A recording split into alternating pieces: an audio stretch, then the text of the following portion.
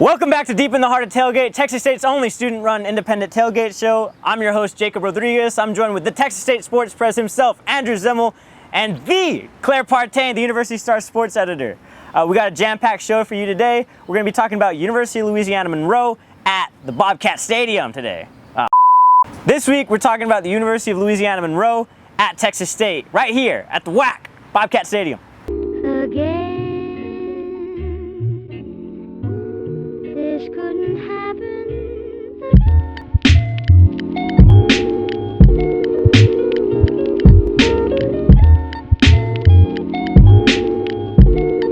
All right, starting things off, last week we had a bye week, but to keep the momentum of the season going, since we're undefeated as of filming this show, Deep in the Heart of Tailgate, Texas State.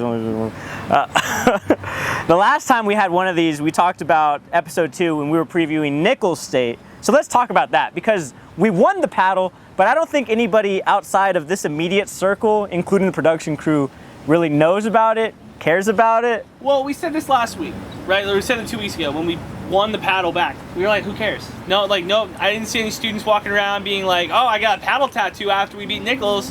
Or like, oh, I went to Maylou's and got a paddle drink. No, nobody cared. Yeah. The only thing that mattered is that Texas State beat their FCS opponent. And even then, they didn't get the respect that I think they deserved for beating an FCS opponent that was pretty good. Ranked number 9 at the time, now dropped to 20. Which, So. what does that say And we about did what that. people think? We did Um, that. What does that say what people think about Texas State? Also, we beat them as underdogs, which we are again this week. So that's a kind of a big deal, and we beat them by a lot. It wasn't like it was like a tight game. Second half, we turned it around. I've said this about a lot of Texas State students before, is that you come to Texas State, a lot of people love it, I love it, you pick this as your first school, you pick this as your first school, but a lot of people didn't. And I think that that's a chip on the shoulder, right? You didn't get into, the other school you wanted to get into, you came to Texas State. You got a chip on your shoulder. This football team, 110% needs to have a chip on their shoulder. Because you open up against an FCS opponent 2 weeks ago as an underdog. You open up against ULM, a team that's not better than you. ULM is not if they are, they're not that much better. Open up as a 3-point underdog on Thursday. I don't understand what's happening. I think what it really comes down to is we're ignored. I feel like people just don't know enough about us, and we talked about this a little bit this week. I think people just don't know enough about us, and so they underestimate us time and time again because of years past. They haven't really paid attention to us and how we're performing this season. And also, we were talking about it off air, but Coach Franz last year, right? Pretty successful team.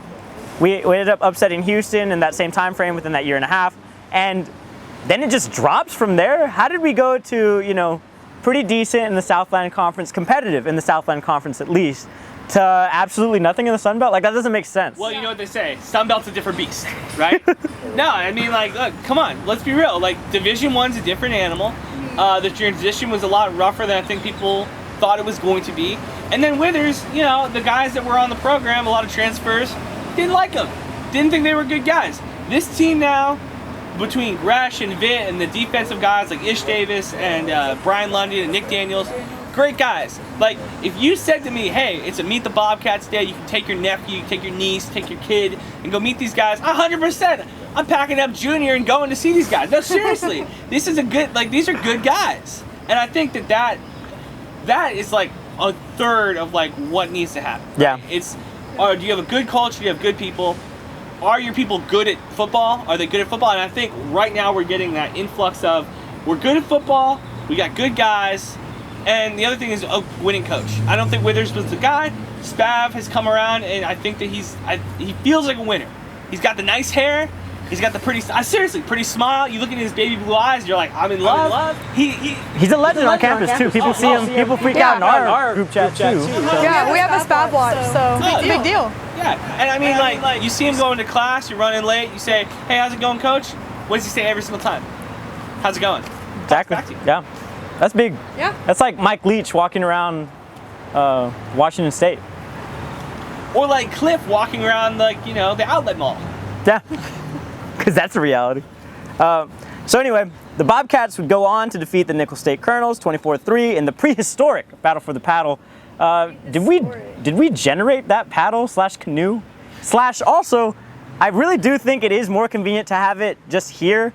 Even if we had lost, it is more convenient to have a canoe and a paddle at a place with a river than it is in Thibodeau, Louisiana. Yeah. You know, one thing I really enjoyed about the battle for the paddle, genuinely, is the random shots in the middle of the game to the canoe just sitting there. Did you notice that? Yeah. Lots of shots, like as if the canoe was doing something, as if something had changed. They would just periodically go, oh, let's check in on that canoe there. As if it wasn't Spavital's handwriting himself decorating the paddle. Like, we have to make this a thing. People think this is a thing. So they win against Nichols, then they win the bye week, you know. Win, yeah. Well, and that was also the biggest takeaway from Media Day yesterday too, right? Is that, you know, the bye week came at a pretty good time because the injury report was so vast, and guys got to get in treatment, guys just got to get rested, guys got to focus on school for a week and just hang out. Well, speaking of the injury report, so we had London out of the game, and it showed that we had a lot of depth defensively. A lot of them stepped up. Nick Daniels, who I was talking about last week, 9 tackles, pretty good. Well, we were talking about, again, like a little bit earlier today, this defensive unit's stout. Yeah. Like, there's not a player on this defense that I'm looking at as a weak link. Like, they are strong across the board. Now, we'll see against ULM if they can, like, you know, stand the test. If it was just, okay, they had 2 really good weeks, because against SMU, the defense kind of struggled a little bit. Granted, they were on the field a lot more than they needed to be. But going forward, we'll see how good this defense is. And it was kind of weird to watch the latest game, the Nichols game, because it's just weird to see this team win. You know, I was one of the rotating riders last year. You know, we went to press box games together and stuff too, and we only saw them win 3 times. I think I only saw 1 victory myself. I didn't go to the other 2. 0. You didn't know? No. 0. Oh. Yeah, it was tough. And so I made a joke for this. Are you ready for the joke? So Really, no. for the Nicholls State game, the defense was rolling, the offense was rolling, and Joshua was rolling. So here's the problem. Joshua Rowland, arguably the best kicker Texas State's had in the last 3 years. I mean, no disrespect to James Sherman, but this guy feels like more consistent, a guy that you can rely on. He has a chip on his shoulder too. Yeah, I think so. He goes to Pete Terry's. Like, you know, we're friends there. But, you know, you got to get the number 2. But now, every single week that he plays well, Jacob gets to make this joke. So it's a win for the team. It's a loss for Claire and I. It's a loss for us, definitely. You have a highlight from that game? Highlight from that game, the 77-yard touchdown. That was pretty good. The fireworks, baby. I told y'all the fireworks were going to work. I said my firework connect. It's my man. We got it going. He said he had the inside scoop, and I guess he was right. Fireworks worked. Yeah, he did. So, do you have a highlight? I have a highlight for this week. It's the Brady McBride tweet. Oh. Right now. My Brady McBride tweet. Yeah. You're welcome. So, we have not, as recording this, we have not figured out if Brady McBride is going to be eligible or not. We're sitting on pins and needles. We're not going to record 2 different, like, oh, he's playing, he's not playing, but just in the generality, free Brady. Well, because I only think there's one situation in which he does play, and we had talked about this off air too, is that, you know, if the Bobcats are ever up significantly, headed into the 4th or the 3rd quarter maybe, and you want to rush Gresh, because let's be realistic, you know, we got competitive games coming up. Maybe see what Brady McBride can do, you know? And we don't know what he has. He looked okay at Memphis. He looked good in practices. Everybody has checked the boxes. Spav seems behind the closed doors to really like this guy too. So we hope that he plays. I would not anticipate, if you're a gambling person, I would not put money that Brady McBride plays any snaps for the next 2 weeks. I wouldn't gamble on it because you don't know if real game time situation once. Like, he's not coming out to win the game. Well, I don't even know if he'll play. Oof. I kind of doubt he'll play. Personally. Because I think we do bring him out. You think so? If we're up. Only if So we're are up. you saying if we're Gresh is starting, Gresh is Gresh singing the national anthem, Gresh is flipping the coin. I don't think so. Oh, Claire. So Claire and I are the same deal. In what world do you have Vitt and Gresh for the last 6 months competing for the starting quarterback job, and then the NCAA grants Texas State this favor and says, hey, we owe you one. Not a favor, a basic right. He has a right to play. We give you a favor. We say, hey, you get to play in these games, and all of the quarterback competition just goes out the window. Yeah, like, do we just forget everything that happened prior to? Well, no. Let's think about this. Let's think about this quarterback room as it is now. Gresh is at the very top. Barely. Yeah, kind of. Vitt is his immediate backup, on paper at least, right? Yeah. Brady McBride's been floating in and out of the shadows. Jalen Gibson has been a team player this entire time, and Cedric Case is a true freshman with a red shirt. So I don't understand where Brady comes into this, that you think he's going to jump 3 guys. Especially when we were on like a 2-game win streak. Yeah, I don't know. You Okay, so if we're up significantly, you think Vitt'll go out there? yeah. Vitt's my guy. I'm still the mayor of Vitt Marcos. Nothing has changed. My fantasy team for college is garbage, but whatever. I don't anticipate it. Claire doesn't anticipate. I don't know. I think there's a possibility. I think there's a multiple quarterback room. Why not try and see what you got? Headed into the postseason, headed into next year when we don't have some of these guys anymore, or some of them may, try and entertain the transfer portal option. You want to talk about ULM? Yeah. So they're coming off a. Oh yeah, you talk about. So let's talk about you. Zimmel, what happened last week against Memphis? So the team Brady McBride used to play for. ULM ends up losing 52-33, and so far their season has gone kind of weird. It's a loss in overtime to FSU, a 45-44 loss. Yeah. That's the highlight of their season. And the low light is a 72-20 loss to Iowa State. So your highlight and your low light right now is 2 losses. I have fought with Sunbelt writers before, and I continue to fight with them now. The idea that Texas State is the second worst team in a lot of people's polls, power ranking polls, kind of feels absurd to me, because ULM has not had a good win so far this year. I look at their schedule. They don't have a win that I'm like, that is just as good or better win than Texas State's win against Georgia State. Right. So they won against South Alabama, right? Right, the worst team in the Sun Belt. Which, that's really nothing to be proud of. And then right before Aside from Georgia Southern, yeah. Yeah. So.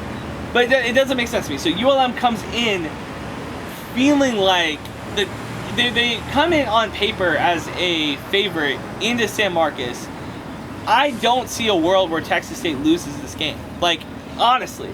I'm looking at it, 3 points. Give me those points. I'm taking Texas State by at least 7. Also, just looking at like a healthier team too, right? ULM's been getting kind of kicked down the road. Yeah. I think they have their bye week sometime soon. But I mean, Texas State is very well rested at this point. So you want to talk? And they played Memphis on Saturday, right? They're playing Texas State tomorrow, or Thursday. Quick turnaround, yeah. Quick turnaround. Yeah. Caleb Evans is my guy for ULM, their quarterback. 10 touchdowns, 3 interceptions, 1,100 yards of offense for Evans. Look, he's one of the better quarterbacks in the Sun Belt Conference. He is, in my opinion, head and shoulders better than Gresh right now. Like, on paper, he looks better than Gresh. But this defense has been, for Texas State, has been really solid. Okay, we knew that they were going to be good coming into the year. I don't think that we knew that Brian London was going to be on the track that he's on. I don't think that we knew that Nick Daniels hasn't had the immediate impact statistically that I think that we thought he would. But just getting pressure on quarterbacks, getting pressure on the running game, he's doing a phenomenal job in that department. I think Caleb is going to have a tough time against this defense. Okay. And Claire, you saw last week. Yep. How do you think we can capitalize on that success in ULM? Exactly. Well, this is our 3rd home game in a row, so that's always a good thing. Hopefully we're going to have some audience coming in for that, We've got our defense, like you said, they're strong. Got a lot of depth. Brian's he's back, right? He's fine. Yeah, so after that bye week, that's good. So we had to guard everybody on the team. He's guarding 11 people for 4 quarters straight up until last week.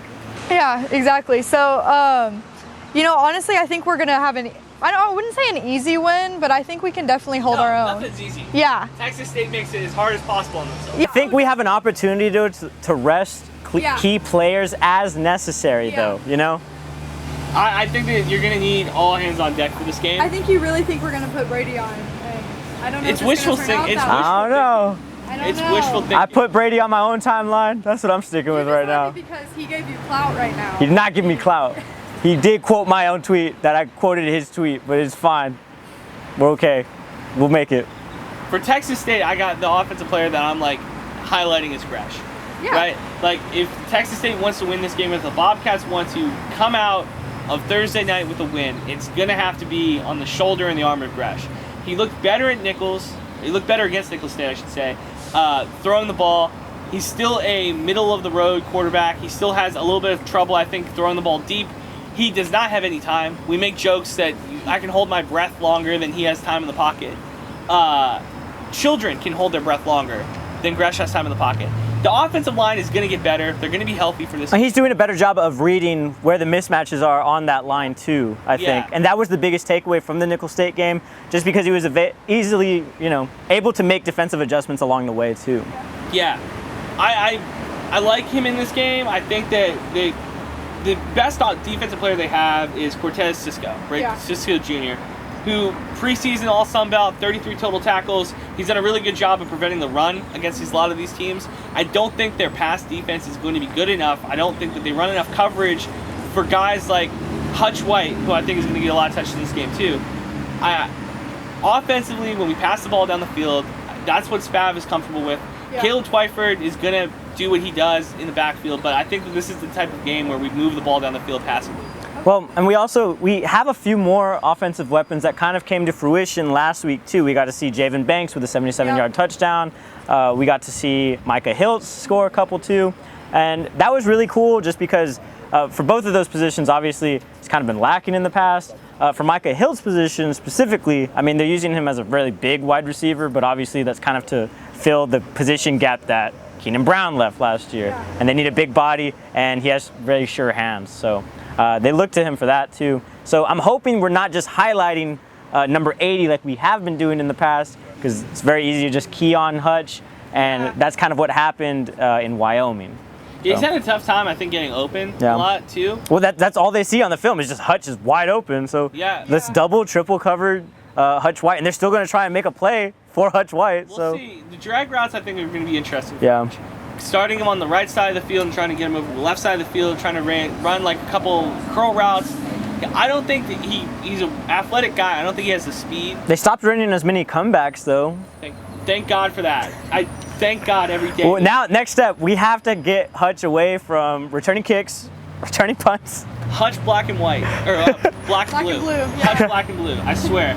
No, so if we get the comeback routes out, we get the screen passes out, we're going to be good to go. So Jerry Morris is my defensive back that I'm highlighting for Texas State. He's done an incredible job so far this season. 2 interceptions. He had an interception against Nickel State. I think that he's going to be the real defensive guy that's going to cue in, and he's going to be the impact player on the defensive side of the ball for Texas State. Cool. Claire, got anything to add? I think we got it.